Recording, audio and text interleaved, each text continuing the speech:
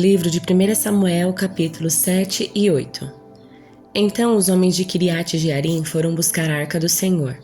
Eles a levaram até a casa de Abinadab numa colina e consagraram seu filho Eleazar para tomar conta da arca do Senhor. A arca permaneceu em Quiriate Jearim por muito tempo, 20 anos no total. Durante este período, todo Israel lamentava à espera de alguma ação do Senhor. Então Samuel disse a todo o povo de Israel: se de fato vocês desejarem de todo o coração voltar-se ao Senhor, livrem-se de seus deuses estrangeiros e de suas imagens de Astarote. Voltem o coração para o Senhor e obedeçam somente a Ele. Então Ele os livrará das mãos dos filisteus. Assim, os israelitas se desfizeram das suas imagens de Baal e de Astarote e serviram somente ao Senhor. Então Samuel lhes disse: reúnam todo o povo de Israel em Mispá e eu orarei ao Senhor por vocês. Eles se reuniram em Mispá e tiraram água do poço e a derramaram diante do Senhor. Também jejuaram o dia todo e confessaram que haviam pecado contra o Senhor. Foi em Mispá que Samuel se tornou juiz em Israel. Quando os governantes filisteus ouviram que os israelitas haviam se reunido em Mispá, mobilizaram seu exército e avançaram. Ao saber que os filisteus se aproximavam, os israelitas ficaram muito assustados. Não parem de clamar ao Senhor nosso Deus para que Ele nos salve dos filisteus, imploraram a Samuel. Então Samuel escolheu um cordeiro que ainda mamava e o ofereceu ao Senhor como holocausto. Suplicou ao Senhor em favor de Israel, e o Senhor o atendeu. Enquanto Samuel oferecia o holocausto, os filisteus chegaram para atacar Israel. Naquele dia, porém, o Senhor falou do céu com voz poderosa de trovão, provocando pânico entre os filisteus, e eles foram derrotados diante dos israelitas. Os soldados de Israel os perseguiram desde Mispá até um lugar abaixo de Betcar, matando-os ao longo do caminho. Então Samuel pegou uma pedra grande e a colocou entre as cidades de Mispá e Gesana. Deu à pedra o nome de Ebenezer, pois disse: até aqui o Senhor nos ajudou. Assim, os filisteus foram derrotados e não voltaram a invadir Israel por algum tempo.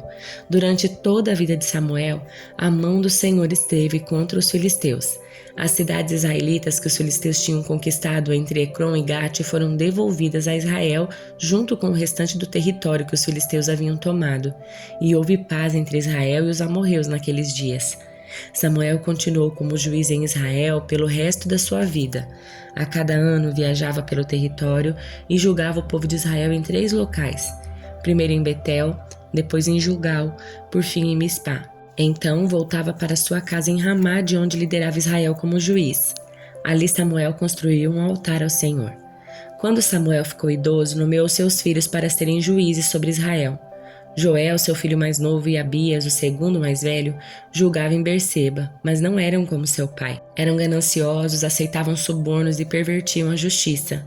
Por fim, as autoridades de Israel se reuniram em Ramá para discutir esta questão com Samuel. Eles disseram: olhe, o Senhor está idoso e seus filhos não seguem seu exemplo. Escolha um rei para nos julgar, como ocorre com todas as outras nações. Samuel não gostou que lhes tivessem pedido um rei e buscou orientação do Senhor.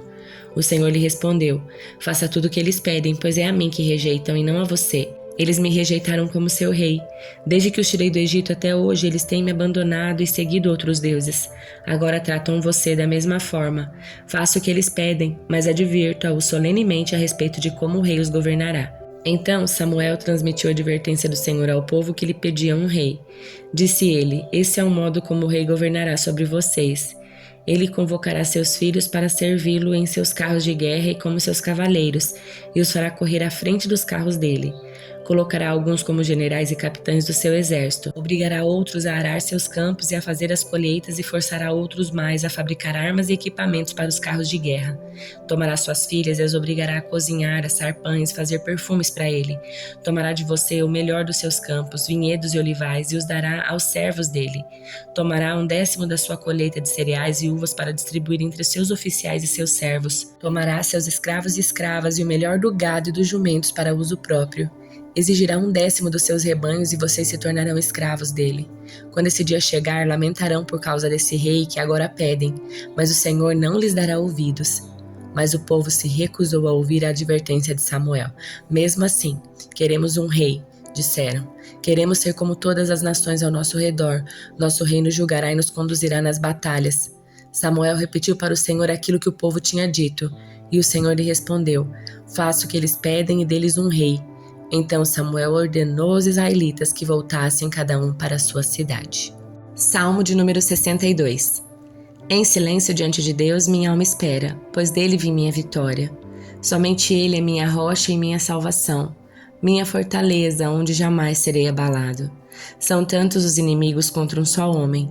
Todos tentam me matar. Para eles não passo de um muro inclinado e uma cerca prestes a cair.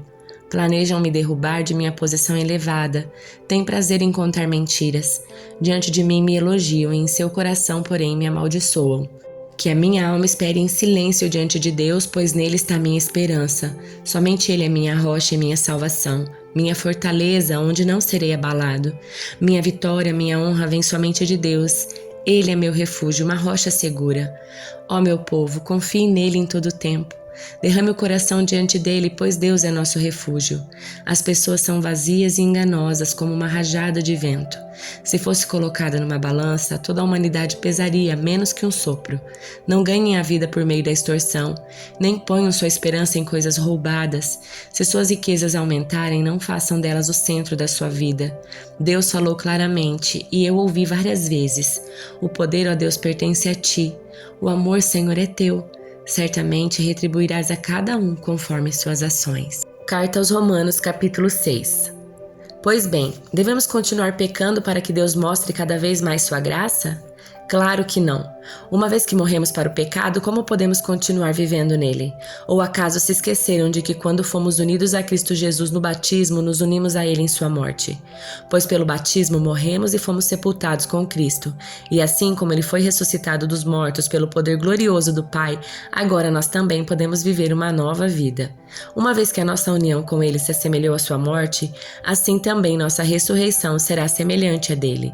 Sabemos que nossa velha natureza humana foi crucificada com Cristo para que o pecado não tivesse mais poder sobre nossa vida e dele deixássemos de ser escravos, pois quando morremos com Cristo fomos libertos do poder do pecado. Então, uma vez que morremos com Cristo, cremos que também com ele viveremos. Temos certeza disso, pois Cristo foi ressuscitado dos mortos e não mais morrerá. A morte já não tem mais nenhum poder sobre ele. Quando ele morreu, foi de uma vez por todas para quebrar o poder do pecado, mas agora que ele vive é para a glória de Deus. Da mesma forma, considerem-se mortos para o poder do pecado e vivos para Deus em Cristo Jesus. Não deixem que o pecado reine sobre seu corpo que está sujeito à morte, cedendo aos desejos pecaminosos. Não deixem que nenhuma parte do seu corpo se torne instrumento do mal para servir ao pecado, mas em vez disso entreguem-se inteiramente a Deus, pois vocês estavam mortos e agora têm nova vida. Portanto, ofereçam seu corpo como instrumento para fazer o que é certo para a glória de Deus. O pecado não é mais seu senhor, pois vocês já não vivem sob a lei, mas sob a graça de Deus. Pois bem, uma vez que a graça nos libertou da lei, quer dizer que podemos continuar pecando? Claro que não. Vocês não sabem que se tornaram escravos daquilo a quem escolhem obedecer? Podem ser escravos do pecado que conduz à morte ou podem escolher obedecer a Deus que conduz à vida de justiça. Graças a Deus, porque antes vocês eram escravos do pecado, mas agora obedecem de todo o coração a esse ensino que lhes transmito. Estão livres da escravidão do pecado e se tornaram escravos da justiça. Uso o exemplo da escravidão para ajudá-los a entender isso tudo, pois sua natureza humana é fraca. No passado, vocês se deixaram escravizar pelas impurezas e pela maldade, o que fez afundar ainda mais no pecado. Agora devem se entregar como escravos à vida de justiça para que se tornem santos. Quando eram escravos do pecado, estavam livres da obrigação de fazer o que é certo. E qual é o resultado? Hoje vocês se envergonham das coisas que costumavam fazer, coisas que acabam em morte. Agora, porém, estão livres do poder do pecado e se tornaram escravos de Deus. Façam aquilo que conduz à santidade e resulta na vida eterna, pois o salário do pecado é a morte, mas o dom gratuito de Deus é a vida eterna em Cristo Jesus, nosso Senhor.